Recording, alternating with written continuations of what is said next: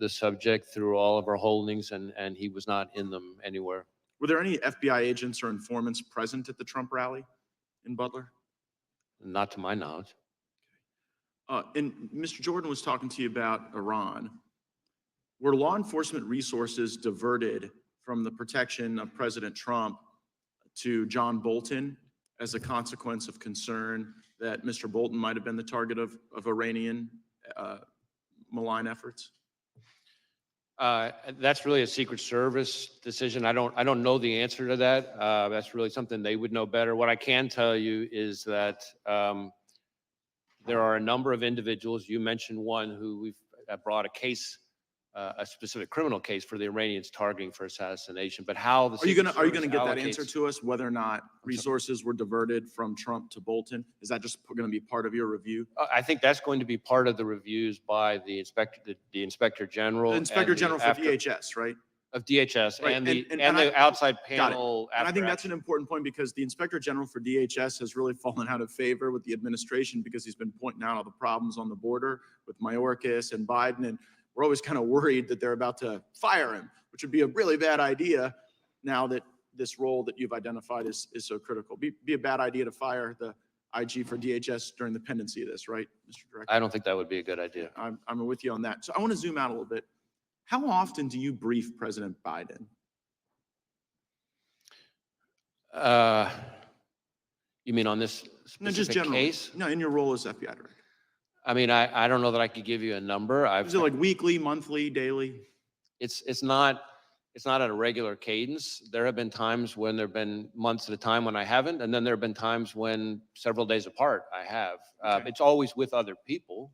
The Vice President, is she typically there? Often has been. Okay, so when did you notice his decline? In my interactions, in my role, all my interactions with the current president have been completely professional. Right, but I mean the cognitive decline. I'm not saying he treated you unprofessionally, just maybe not picking things up as quickly as he used to.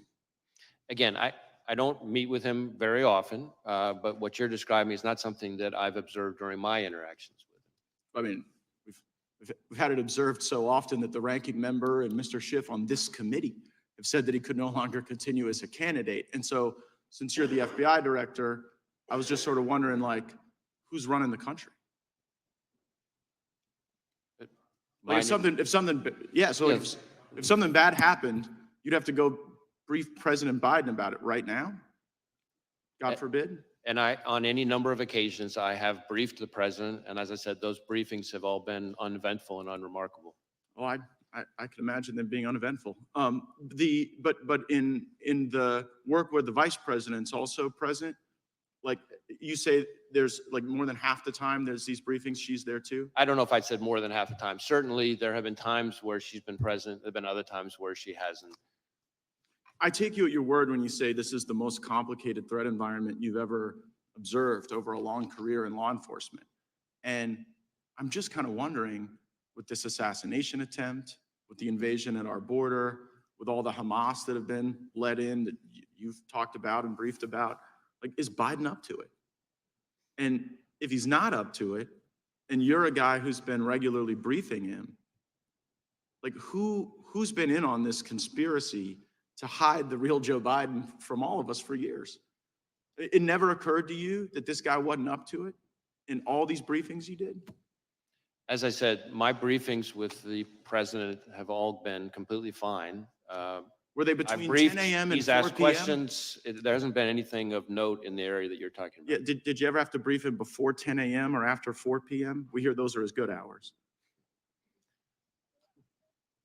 I've certainly times that I have briefed have included outside those hours. Right. Okay. I just, I think the American people want to know how we got to this point with someone who's so diminished his own party has basically put him out to pasture. And since you had close proximity and the vice president had close proximity, I'm just kind of wondering if you were being straight with all of us about how things were going with him. I guess we'll have to figure that out. You can count on me to be straight with you, sir. We'll see. Gentleman yields back. Gentleman from Tennessee is recognized.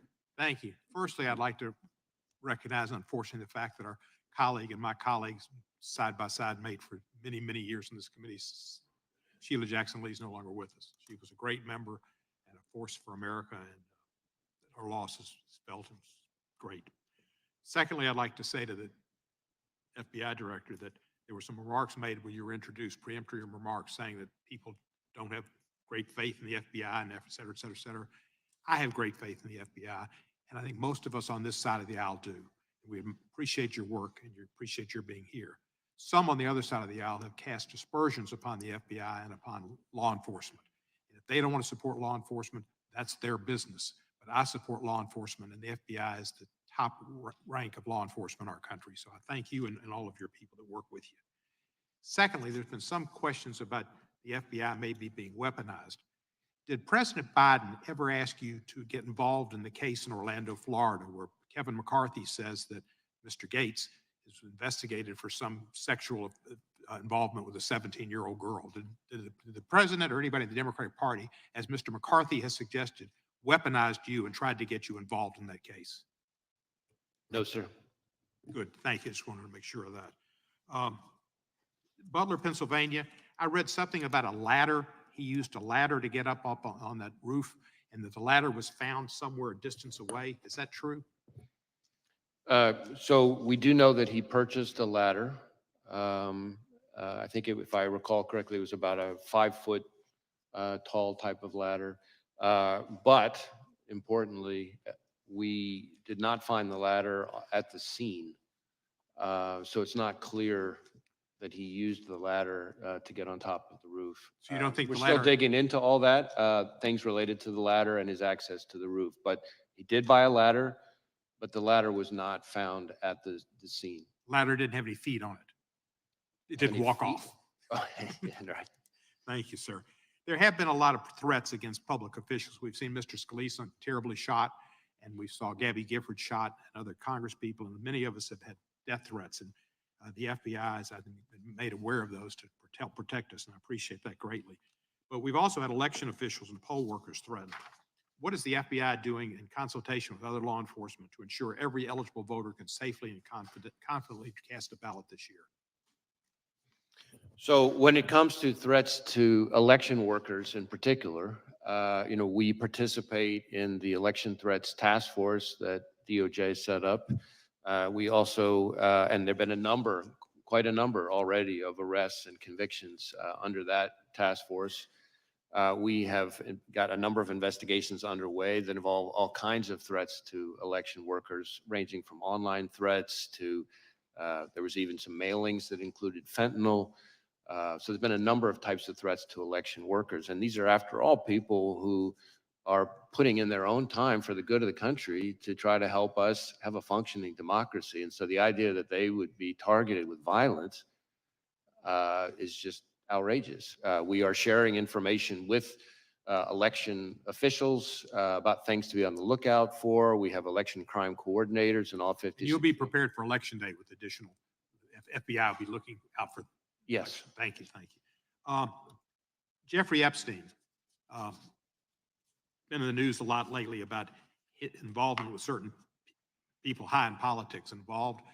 Did the FBI conduct the raid on his townhouse in New York when he was incarcerated in New York? There was a raid on his East Side townhouse. Well, I don't know about a raid. I know we executed a number of searches in the course of our fairly extensive investigation Can you related to tell Mr. me if Epstein. during that search, if you came across and have within your possession of the FBI tapes of him with other individuals that he might have taken in people in compromising positions? Yeah, I don't know that there's anything I can share related to that. I can see if there's information we could provide and maybe get back to you on it. If there were tapes of people in prominent positions, friends of his he posed for pictures with, possibly in compromising positions, it would be, the public, I think, has a right to see those. Well, I mean, how we handle evidence recovered in a criminal investigation has all kinds of rules that apply to it. I recognize the intense public interest